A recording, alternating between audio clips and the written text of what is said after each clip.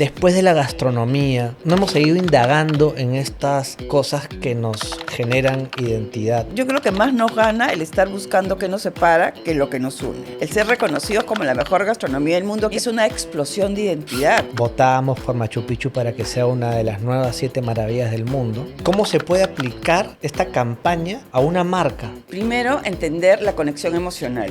Los peruanos somos muy emocionales. Lo que pica nuestro orgullo nacional inmediatamente explota, pero nosotros intuíamos desde nuestra posición que había que despertar el orgullo peruano de decirle al mundo: tenemos una de las 7 maravillas de la humanidad. En términos de identidad nacional nos unió mucho. En la mente del turista competimos con México por la parte histórica, con la India, con China, o sea, con los sitios donde están las 7 maravillas del mundo. Me ha pasado a mí en varios sitios. Tú llegas a un sitio y dices: ¡ay, qué bonito! Es como la postal. Machu Picchu tiene una cosa maravillosa. No es como la postal, es mucho más. Y el Perú siempre será mucho más que la postal. Antes de arrancar, te pedimos que te suscribas. Suscríbete a Cubo, dale like, habla con tus amigos, a quienes les gustan las conversaciones con profundidad, con buena onda, las conversaciones divertidas, y diles que aquí en Cubo las encontrarán. Que se suscriban, que le den like para que el video aparezca y lo pueda ver más gente. Y por último, coméntanos, dinos qué te pareció este episodio o sugiérenos otros temas. Gracias. Hace ya muchos años, en el 2007 aproximadamente, si no me equivoco, se logró, aunque voy a decir lograste, algo que parecía en su momento bastante difícil, que era poner a Machu Picchu en la vitrina del mundo. Muchos peruanos, y aquí hay que recordar, votábamos por Machu Picchu para que sea una de las nuevas 7 maravillas del mundo. La expectativa era inmensa en este país. ¿Cómo se gestiona esa expectativa sin que la realidad al final te reviente en la cara? Que puede haber sido una posibilidad, ¿no? Sí, por supuesto. Machu Picchu ya era conocido. Machu Picchu era más conocido que el Perú, pero no había llegado a tener un impacto mundial tan grande. O sea, lo conocían a nivel cultural la gente que había venido, y en el mundo se hablaba de Machu Picchu como un gran monumento y nada más. A finales del 2006 recibimos en PROMPERÚ una carta en que nos decía que una organización que se llamaba New Seven Wonders había lanzado un concurso que estaba en su etapa final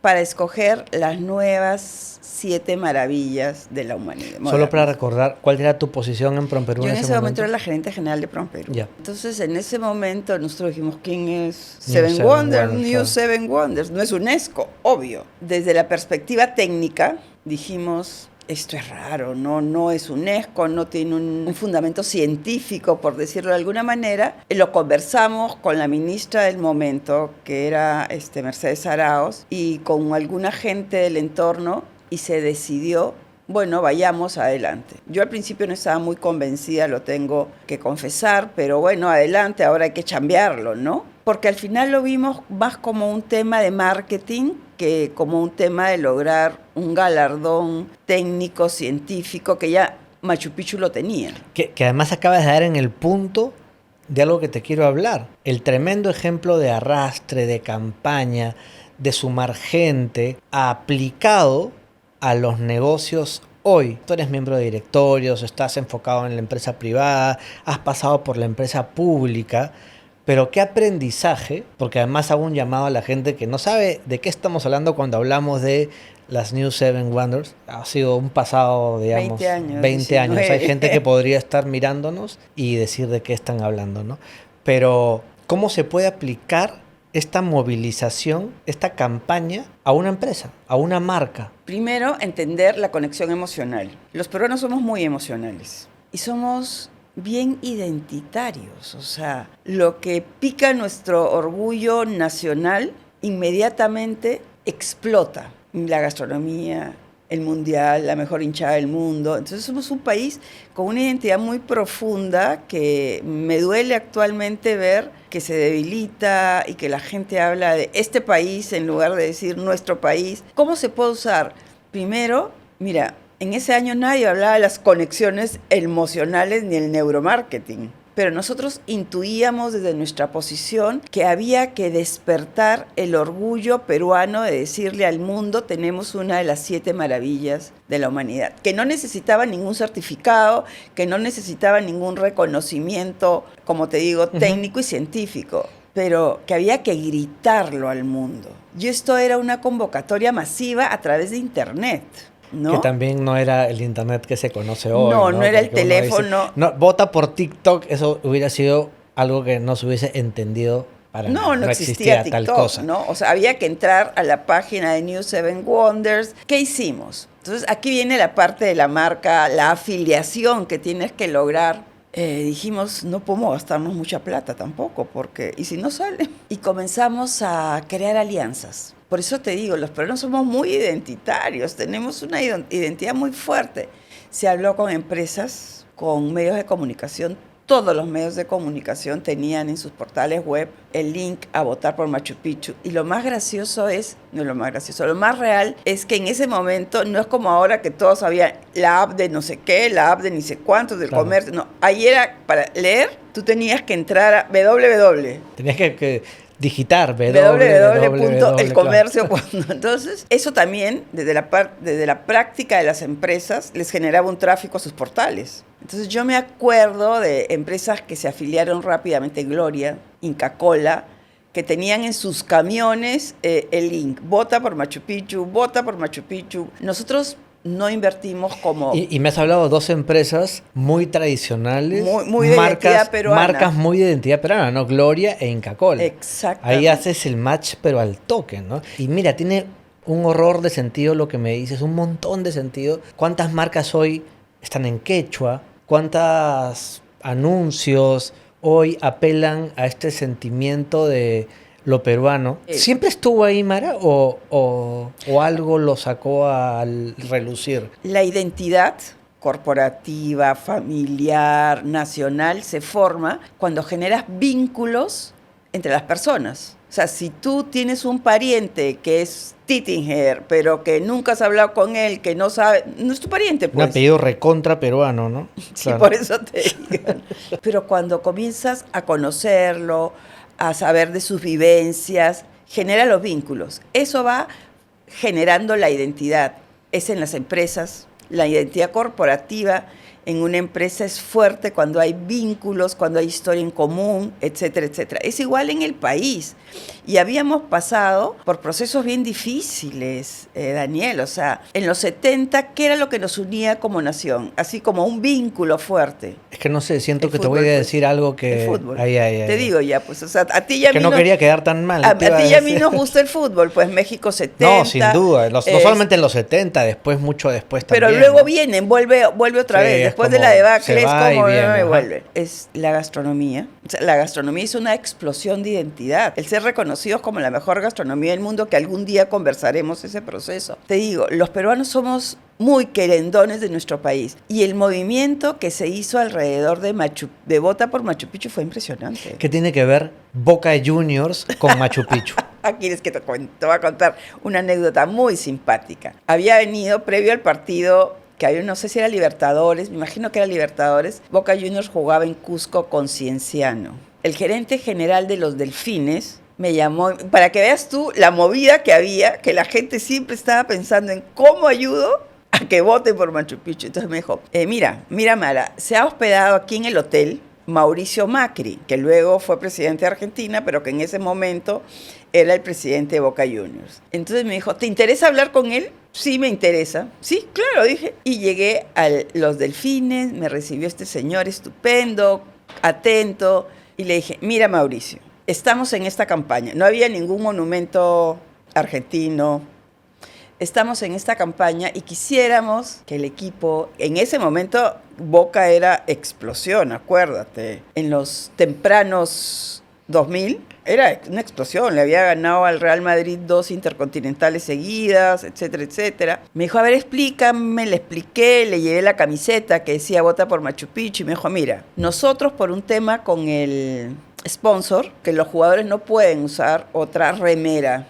Claro. Pero mañana en la noche ya van a estar en el Marriott el equipo, me dejas todo y vamos a ver qué hacemos. Y dije, bueno, pues, pero no hay peor gestión que la que no se hace.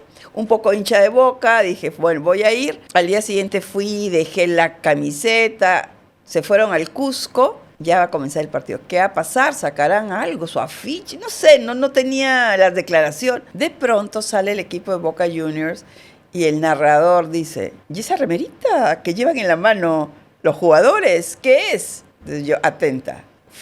Se formaron para la foto y todos los jugadores de Boca desenrollaron la camiseta, la enseñaron que decía vota por Machu Picchu.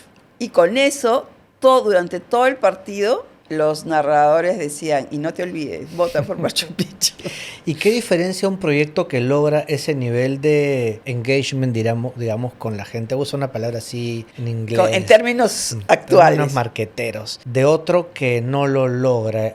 El dinero, por lo que me has contado, no es al final lo que hace ese cambio, ¿no? Mira, hubieron varias tácticas que usamos, ¿ya? Por ejemplo, tú podías votar por 2 lugares. El embajador, que era en ese momento un embajador político, qué lástima que no me acuerdo, del Perú en la China, promocionaba, vota por la muralla y vota por Machu Picchu. ¿Tú te imaginas lograr votos? Y además, acuérdate, Argentina tiene una simpatía especial por nosotros, pero junto con el Cristo Redentor de Río, Machu Picchu era el otro lugar de Sudamérica que competía. Y en Latinoamérica era Chichén Itzá. Bueno, pero el Cristo Redentor estaba sobrando ahí con todo el cariño a los brasileños. Estamos hablando de 2 culturas. Sí, pero tú te imaginas la cantidad de votos de los brasileños, Sí, ¿no? sí, claro. O sea, Ganaron por goleada, por cantidad de población. Pero lo que nos importaba a nosotros, Daniel, es que este Machu Picchu era un juego no solamente marquetero en términos comerciales, porque resultó muy bien en términos de identidad y cómo se celebró, ¿te acuerdas? Esa tarde era como la final del fútbol. Claro, se celebró como un gol, ¿no? Se celebró como un buen gol. Como un gol en una final. Y hubo fiesta en la Plaza de Armas del Cusco, hubo fiesta en Machu Picchu, hubo y hay fiesta muchos en que se Palacio suben Gobierno. al auto, se subieron en ese momento, como siempre habrá, al auto de la crítica, ¿no? A decir esto no significa nada, pero significa un montón, Pero ¿no? vamos a ver. Hablemos solamente de identidad. Exacto, no significa nada, claro, pues, o sea, no vamos a decir nada nuevo en términos de Machu Picchu. Claro, no cambió, no se descubrió una nueva parcela de piedras. No, pero sí era como cerrar un círculo es el Perú. ¿Me entiendes? Machu Picchu como tal era más conocido que el Perú. Es como que si yo en este momento te nombro un monumento, te digo, ¿dónde está? Y tú me dices, no sé.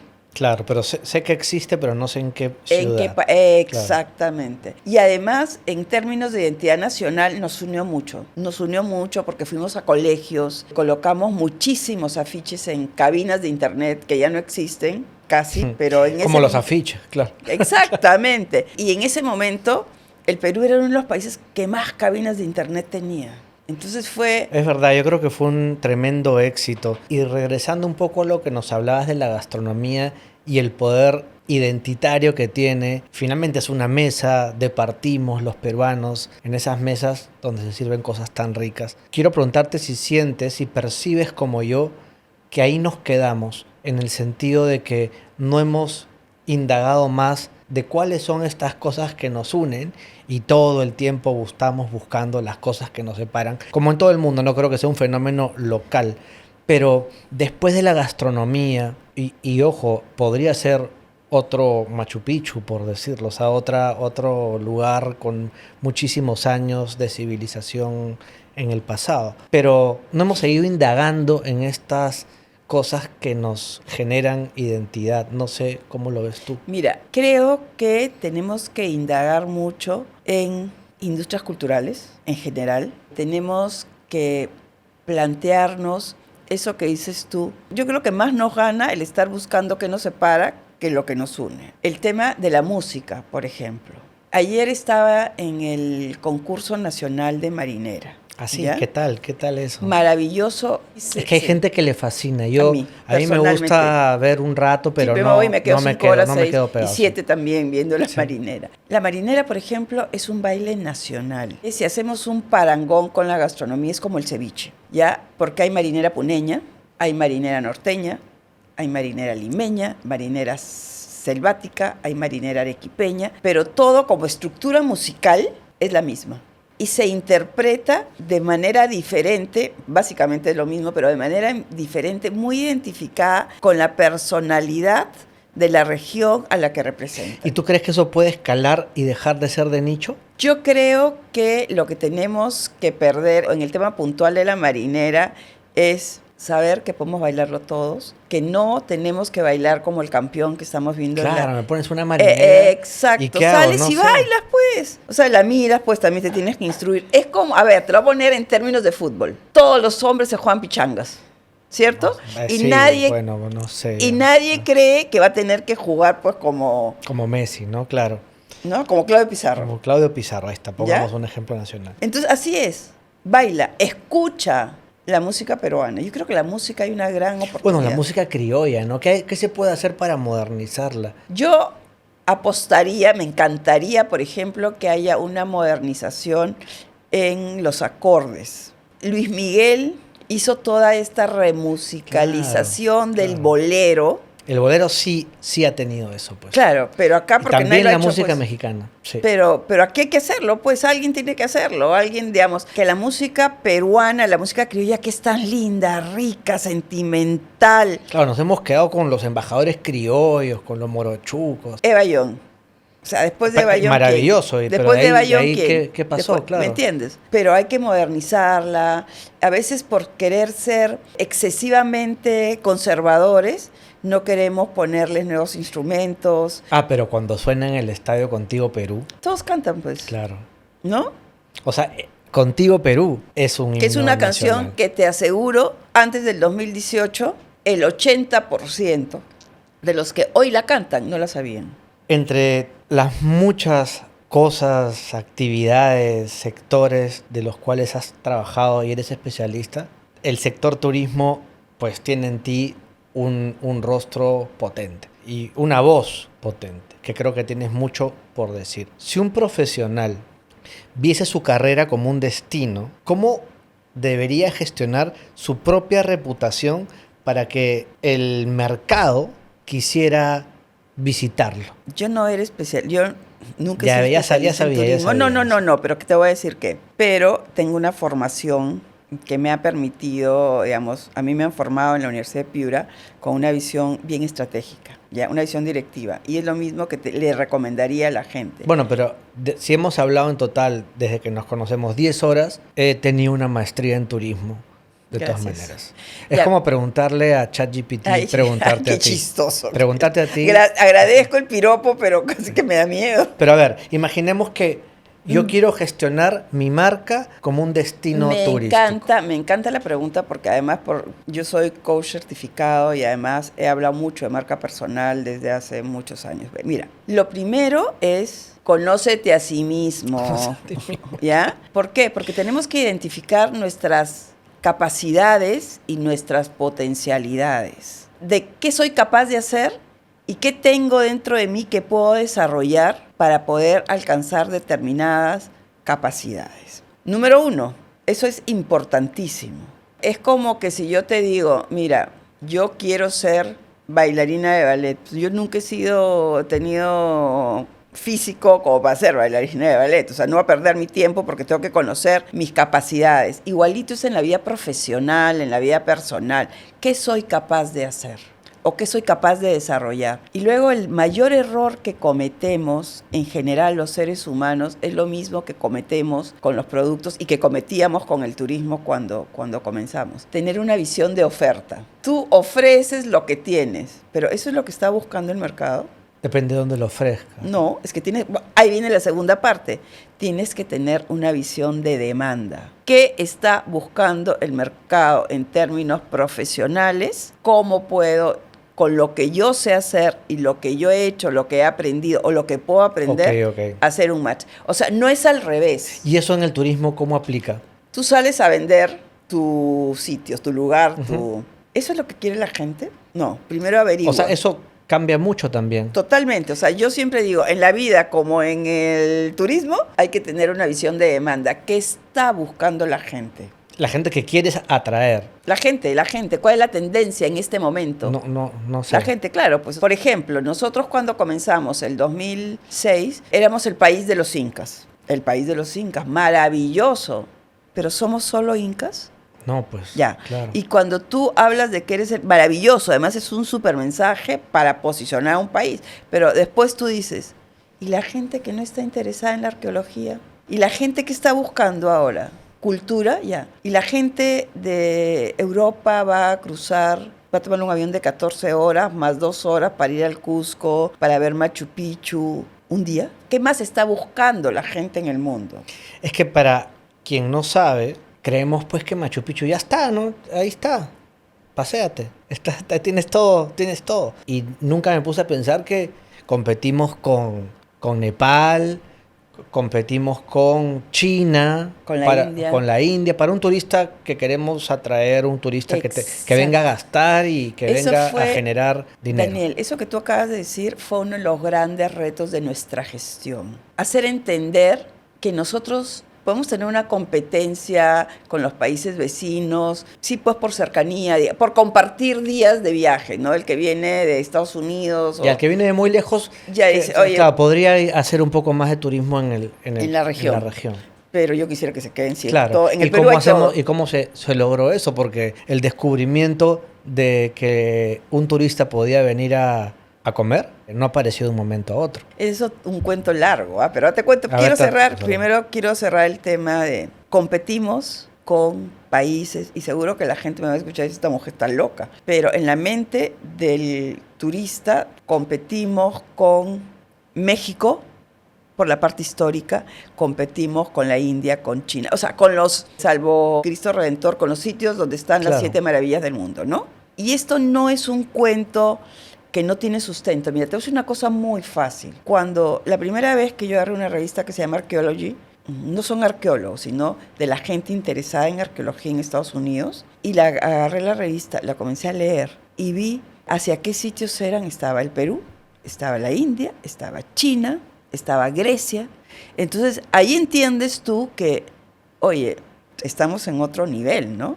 Y cuando en 2006 yo recibí el primer Country Brand Index que venía descompuesto en diferentes conceptos, y el Perú estaba en belleza natural, con Costa Rica, estábamos con India, estábamos como estrella emergente con Vietnam, estábamos como país exótico, que yo no sé hasta ahora si exótico es bueno o malo. Estamos en categorías con países que no habíamos mirado como competencia. Claro, para mí era Chile. ¿Y por qué Chile tiene Colombia. Más turistas que el Perú? Porque Chile tiene mucho turismo fronterizo, porque pasas por la cordillera rapidito, claro, ¿no? Entonces que el turista de Chile puede ser, en su gran mayoría, no sé los números, pero argentino. Y brasilero, ¿no? Y está bien, o sea, y ojalá que pudieran venir más europeos y a Latinoamérica. Comenzamos a cambiar el chip. En el tema de la gastronomía, digamos, hay un gran promotor de la gastronomía peruana que es Gastón Curiaco, ¿no? Que yo siempre digo, a Gastón algún día alguien tendrá que hacerle un monumento. No sé dónde, pero habrá que pensarlo. Porque Gastón fue el que vio la capacidad de la gastronomía para que se haga famosa en el mundo. Él encontró que la gastronomía peruana tenía a nivel mundial. Claro, recordemos que hubo un tiempo en el que nadie había encontrado eso, ¿no? Sí, exacto. Claro, para los más chicos. Claro, o sea, tú venía alguien de visita al Perú, ¿dónde lo llevabas? Al José Antonio. No había donde la abuela, o a tu ¿no? casa. Claro. Exacto. Gastón es como el que tiene la mente amplia de llevar la gastronomía al mundo, hacerla conocida. Al Estado peruano, a través de PROMPERÚ, le tocó la tarea de convencer a la gente de que venga a comer al Perú. Y allí fue que tomamos algunas decisiones. Alfredo Ferrero, que era el último ministro del gobierno de Toledo, anterior a Mecha Araoz, había hecho un libro que se llamaba Perú Mucho Gusto, que es un libro espectacular. ¿Ahí nace la frase por primera vez? Sí, claro. Ya, ok. Entonces, nosotros teníamos una preocupación muy grande porque en el 2006 había habido un incremento del precio del petróleo, y además había sido el mundial en Alemania. Entonces había habido mucho tráfico a Europa y teníamos miedo que subieran los pasajes, que la gente hubiera gastado mucho dinero en movilizarse hacia el mundial. Y entonces nos pusimos a pensar, ¿qué hacemos si se cae el flujo de larga distancia? Entiéndase por larga distancia la gente que viene de Estados Unidos y la gente que viene de Europa. De Australia viene mucha gente y ya comenzaban a venir turistas rusos. Conversando con la gente de PROMPERÚ, porque, Daniel, esto no ha sido un trabajo de Mara. Ha sido un trabajo de un equipo maravilloso que me acompañó. Carmen de Reparaz, que era la encargada del mercado sudamericano, me dice, hay que mirar Sudamérica. Veamos los números. ¿Cuánto del presupuesto de PROMPERÚ se asigna en publicidad y promoción a Sudamérica? ¿A Sudamérica, Sudamérica, o al a Sudamérica, a Sudamérica. No, o sea, PROMPERÚ tenía 100% de presupuesto. Ya. ¿Cuánto del presupuesto de PROMPERÚ ¿cuánto lo usamos en la región? En la región. Ya. Era más o menos entre 3 y 4%. O sea, no le parábamos bola a nuestros vecinos. Y eso que ya el Jorge Chávez estaba considerado el mejor aeropuerto de Latinoamérica, LAN y TACA, no se llamaba LATAM, se llamaba LAN y TACA, tenían el hub en Lima. Entonces, ¿qué hacemos? Ya, hay que traer gente de Latinoamérica, hay que traer gente de Sudamérica. ¿Cuál va a ser nuestra ancla? Acuérdate, no sé si te acuerdas, pero alguna gente mayor que tú y más de generación se acuerda que Lima era una ciudad de paso. No, yo sí me acuerdo. Ya, era una ciudad de paso, venían los turistas. A veces ni salías del aeropuerto. Exacto. Y te ibas al Cusco. Y te ibas al Cusco. Claro. Trabajamos un concepto que se llama City Break. City Break es turismo urbano de gente que aprovecha sus fines de semana largos, feriados largos, y visita una ciudad. O sea, tengo 4 días, me voy por aquí nomás. Que mucho lo hemos hecho los peruanos para ir a Buenos Aires, por ejemplo, en la época que se podía ir de compras. Y mucho limeño va a Paracas, por ejemplo, en esos 4 días. Exactamente. Ya, ok. Y me gusta que sea City Break, porque de ahí me contarás a dónde viaja uno, ¿no? Turismo urbano. Pero ya pues, o sea... ¿Pero y qué tenía Lima para ¿y mostrar? qué tenía? Claro. ¿Cuál va a ser el gancho? El mar, ¿qué? De Lima, la gastronomía. Porque ya sonaba Gastón, ya sonaba Rafa Piqueras, ya había estado en Madrid Fusión. Y ya habían restaurantes, ya no teníamos... Mira, no existía Isolina, no existía Maido, no existía Central. Pero habían algunos. Micha trabajaba, yo me acuerdo que yo lo conocí trabajando él en el Sheraton. En el Sheraton, mira. José del Castillo tenía la red. No tenía... Isolina no existía. Ahora eso es... No existía, o sea, existía Astrid y Gastón, existía el José Antonio, estaba Javier Wong, en ese momento Rafa Piqueras estaba en un restaurante que se llamaba Fusión, ya existía el excelente ejemplo de que la demanda genera la oferta, ¿ves? O sea, comenzaron a llegar turistas. Con Mari Carmen decíamos, ya, ¿y ahora qué hacer? Y nos inventamos que íbamos a ir por las capitales de Sudamérica, principalmente era Buenos Aires, Bogotá, Santiago de Chile, a promocionar el libro Perú Mucho Gusto. Hicimos unos cócteles de presentación del libro Perú Mucho Gusto, que en el fondo era presentar la marca Perú Mucho Gusto en las capitales y fueron estupendos. O sea, el mensaje no era ven a comer, era simplemente esta es nuestra oferta. Esta es nuestra oferta. Tenemos esta Pero comida. acuérdate que esto no es una coincidencia, Daniel. O sea, no es que seamos genios, ¿ah? Porque nosotros, en ese momento, en el mundo, y yo creo que también Gastón, que venía de Europa, se dio cuenta, había una apreciación importante por la gastronomía. Existían los programas gastronómicos. Habían canales específicos. Claro, claro, en Latinoamérica eran... Claro. Por eso para nosotros Argentina era tan importante, utilísima. Después había Canal Gourmet, pero ya en Estados Unidos estaba Anthony Bourdain, bueno, en fin, habían montones de programas de gastronomía, o sea, no era que el Perú se está inventando la gastronomía. Sacamos un aviso que yo lo tengo enmarcado en mi casa, que es en el diario El Mercurio, en diciembre del 2006, que decía, ven al comer al Perú. Perú, mucho gusto. ¿Quieres comer bien? En Santiago, ¿no? Fue estupendo. Fue estupendo porque además se trataba de que la gente conociera Lima. La gente no sabía que Lima tenía mar. Hicimos una encuesta, hicimos un estudio que se llamó Door to Door con turoperadores, que eran entrevistas a profundidad,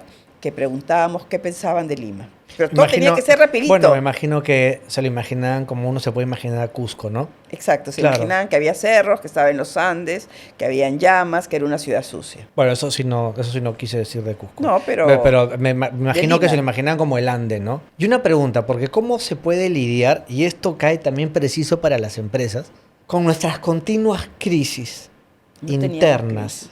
No teníamos crisis. Teníamos tantas ¿Verdad? crisis, Pero ya, acuérdate, imaginemos, que, a ver, que el Perú teníamos- estaba de moda. Pero problemitas, teníamos pequeños problemas, ¿no? Pero imaginemos ahora, ¿no? Imaginemos que ahora de nuevo se le mete un boost a PromPerú, que ojalá pase en algún momento, que el Perú vuelva a estar en vitrina, que existan más cosas que la deliciosa gastronomía y el hermoso Cusco como excusas para venir. Pero ¿cómo se puede gestionar todo eso externo en, por ejemplo, un niño Mira. en Máncora? A ver, O sea, yo ¿cómo, te- cómo se puede gestionar todo eso?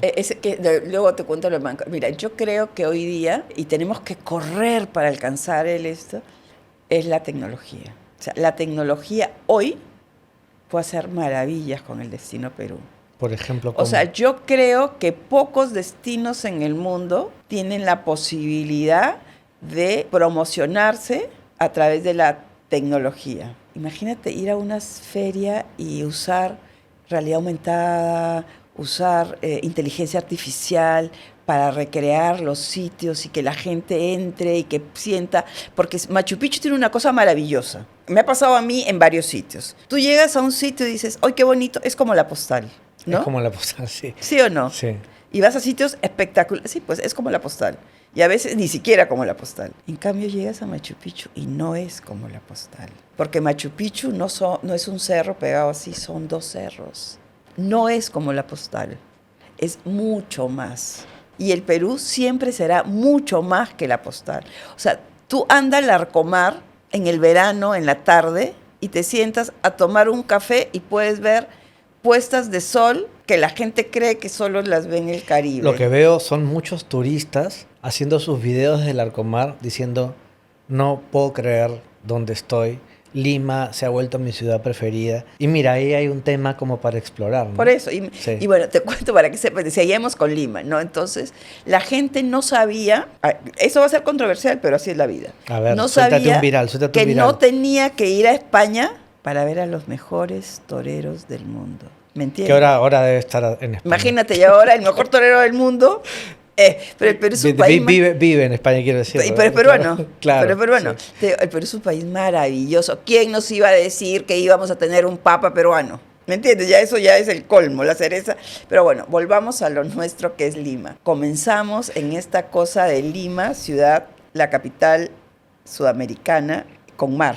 O sea, porque además es un mar en el que tú puedes meterte, zambullirte, bañarte, hacer el surf. O sea, era parte de la campaña de decir, tenemos mar. Claro, Ya, por ok. supuesto, bañada por las... Hay una canción que se llama Bañada por las aguas, de un mar que te acaricia y nadie la relaciona con que Lima tiene mar. Y Eloy Jauregui decía, con vista al mal.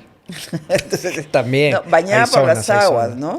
Luego, puedes hacer surf, puedes hacer parapente, o sea, el deporte de aventura, puedes comer riquísimo, puedes hacer compras, puedes visitar museos espectaculares. Te vas al centro de Lima y cualquier iglesia... Otro día estuve en el Museo Larco. No, es espectacular. Es impresionante. No, es de Yo no los iba hace mejores- años.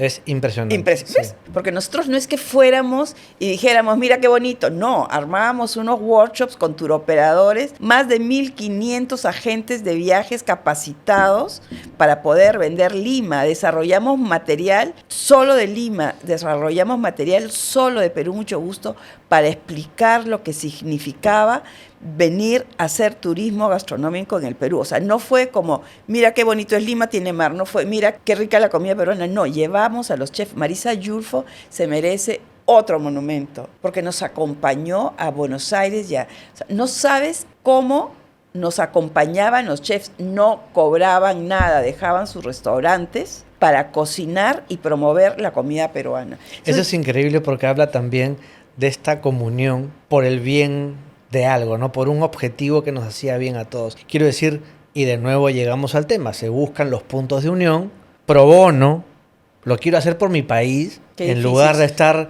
en el Tirando rincón piedras. del box, claro. Escúchame, pero sí te digo que ahora suena difícil, pero se ha dado, y si se ha dado, se puede volver a dar. Mira, no sabe, llevamos marinera limeña, llevamos a los chefs, llevábamos a gente que es así estos workshops para turoperadores, donde se capacitaba. De la gente que fue Andrés Álvarez Calderón, que hablaba de toda la parte histórica, o sea, los museos, ¿ya?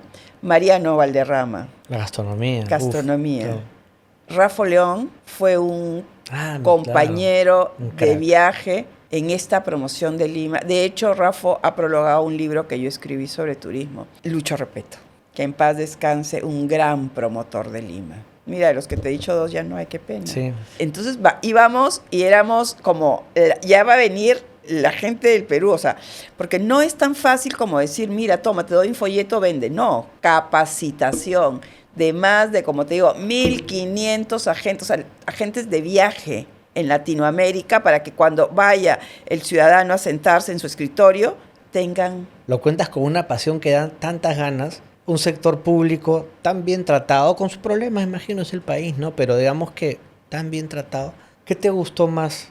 ¿Qué te gusta más? Porque no quiero cerrar tus posibilidades en el sector público, ¿no? ¿El público o el privado? Entendiendo las diferencias, ¿no? Mira, no. Yo creo que cada sector tiene sus retos. Que en principio no hay que pensar en una diferencia estructural. O sea, un profesional va y trabaja donde le toca. Porque yo he trabajado sector público, sector privado y en una organización sin fines de lucro que ha sido Fundación Romero. Pero además la vida a mí me ha regalado gente maravillosa para aprender de los dos sectores. Yo he tenido la suerte de tener jefes como Erasmo Wong, con quien conservo una gran amistad. Yo he trabajado en Wong comencé cuando en Wong habían 4 supermercados y me fui cuando habían 10 y se había abierto el primer metro. O sea, que todo lo que te puedas imaginar.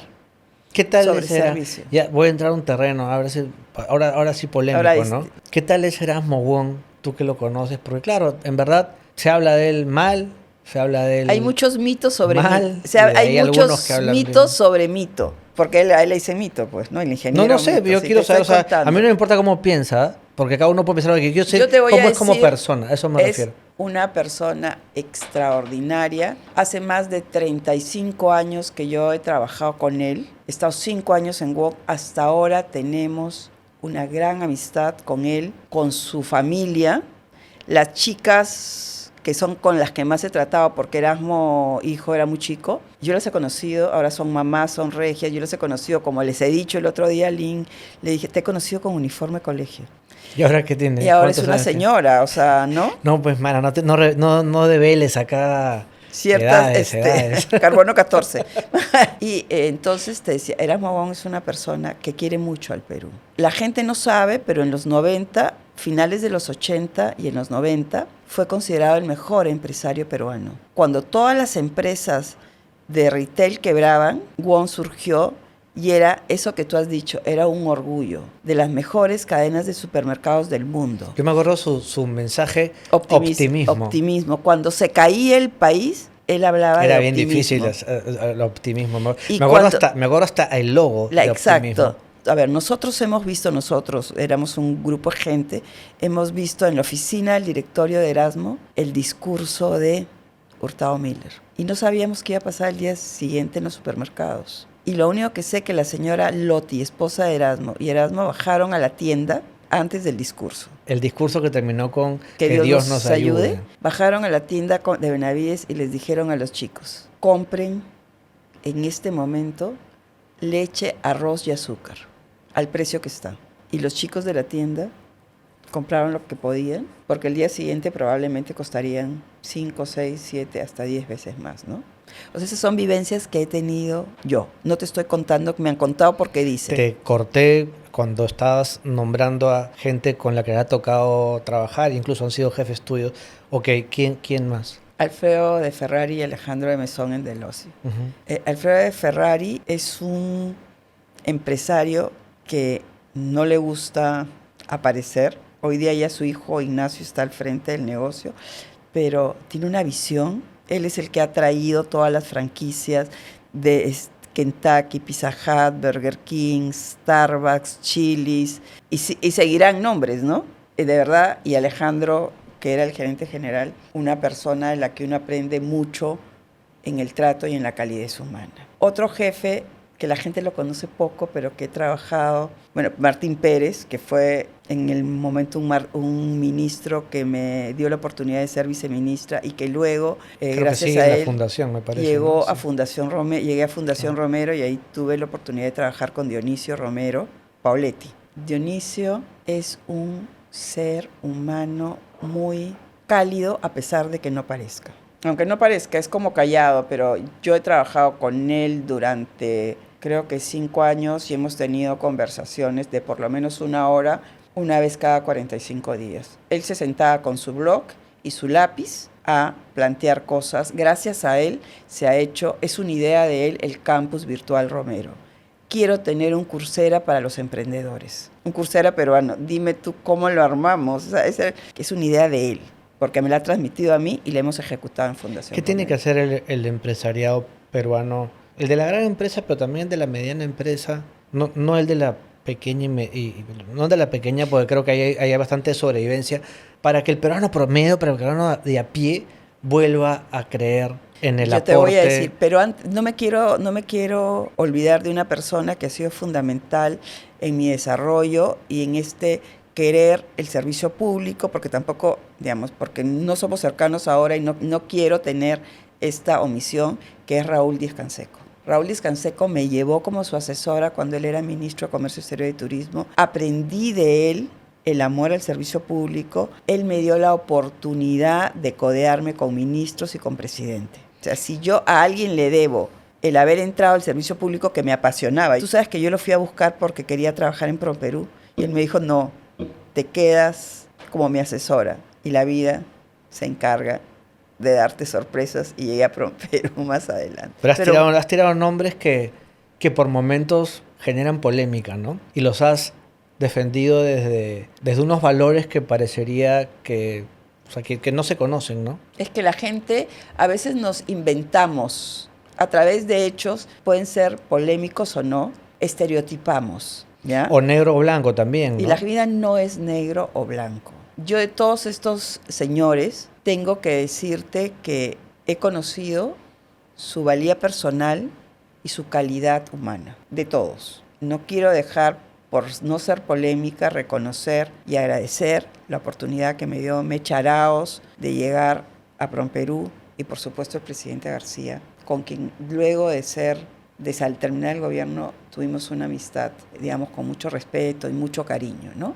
Gente polémica. Sí, bueno, pero nada, gracias por la honestidad y además yo soy, no te voy a decir un estudioso, pero me encanta escribir perfiles y yo no creo en el blanco y el negro, creo en el ser humano con sus virtudes y sus cosas malas y sus defectos. Yo creo que para hacer el perfil de la gente hay que conversar con la gente que ha tratado directamente. Con quienes los rodean, por supuesto, ¿no? Es el primer trabajo para hacer un perfil. Y a mí yo le agradezco mucho a la vida por las oportunidades de haber tenido estos jefes. En todo caso, al mencionar políticos y compararnos con el día de hoy, solo puedo decir que se podían hacer cosas como las que se hicieron en ese momento en ProPerú. Y te hacía una pregunta final que era, ¿qué tiene que hacer el empresariado de la grande y la mediana empresa para que el ciudadano de a pie vuelva a creer en la gran empresa? Mira, yo creo que la gran empresa hace muchas cosas. Hace muchísimas, pero que no, ¿qué campaña hay que hacer? Pero también se equivoca mucho en algunas cosas, en cómo comunicar. Yo doy una clase de responsabilidad social en una maestría de comunicaciones en la Universidad de Piura, y yo siempre les digo lo mismo que te he dicho. Hay que tener una visión de demanda, no de oferta. ¿Qué quiere la gente? Claro, es como que tenemos la solución, pero no sabemos el problema. Es que, no sé, es como hay que hacer una pista. ¿Y la gente quiere la pista? ¿O la gente quiere agua potable? Ahora he escuchado que va a existir un puente que no te lleva a ninguna parte en Lima. Tienes que ser pues una persona perversa para hacer un puente que no te lleve a ninguna parte. Pero hay pues bastantes, ¿no? No sé, no. También convengamos de que no todos son... Hay gente que actúa por el bien personal, sí, ¿no? Es un dolor muy grande. Y cuando has hablado del norte, la alta criminalidad, ¿no? Que hace que atractivos, prefiero no ir por ahora. Te digo, ¿no? O sea, tú lo has tratado, tampoco, no todo, no es Disneylandia todo, pues, ¿no? Claro. Entonces, siempre las cosas tienen un lado oscuro, pero yo sí creo en mi país. O sea, ¿qué tiene que hacer un empresario? Querer al país. ¿Qué tiene que hacer un empresario pequeño? Ser formal. ¿Qué tiene que hacer el gobierno? Ayudarlo a ser formal. Nadie quiere vivir en la informalidad. Y al final, esto lo estamos haciendo recién y como le digo a todas las personas con las que converso, es una sección nunca antes vista, que es el ping-pong. Te voy a decir palabras y trata de responderme poco lo primero que se te viene a la mente. Perú, El amor de mi vida. Cusco, Me cambió la visión de mi país. oportunidad, No hay que dejarla pasar. política, Todos debemos pensar en ella. turismo, Una tarea pendiente. gastronomía, El corazón de los peruanos.